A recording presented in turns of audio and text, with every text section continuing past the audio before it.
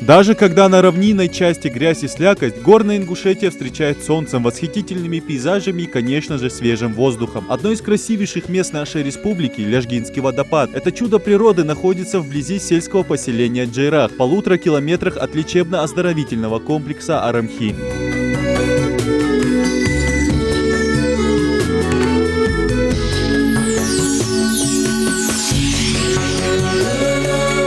Горные маршруты известны как своей красотой, так и сложной проходимостью, но это не про Ляжгинский водопад. Добраться до него не составит труда каждому желающему. В пути скучать не придется. Вековые деревья и быстрые горные речушки подарят не только визуальный восторг, но и духовное умиротворение.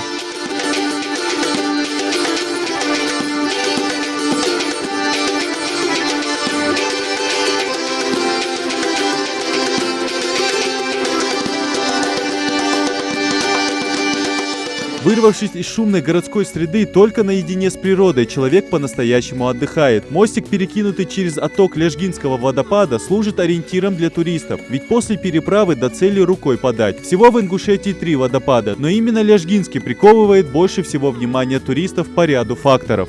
Даже в самый жаркий день, когда у нас на равнине вообще духота, невозможно сидеть, здесь всегда прохладно, здесь комфортная температура для человека. И все люди, кто устал от этого, от зноя, от жары, они сюда приезжают. Тропа, как мы видим, благоустроена, то есть в плане похода, что пройти нигде проблем нету, даже для самых таких не приспособленных для походов людей. Опять же, непередаваемая красота, шум воды, сесть, там, поесть шашлыки, там, поесть арбуз, самое лучшее место для этого. И опять же, в плане сюда легко добраться, потому что все населенные пункты рядом и дорога рядом. В этом плане всего очень удобно и хороший маршрут. Ляжгинский водопад прекрасен, особенно в жаркое время года. Миллионы каплей воды вблизи этого чуда природы образуют настоящий природный холодный душ. Масштабы этого водного объекта поражают, а смотреть на тонны воды, разбивающиеся о многовековые скалы, можно часами.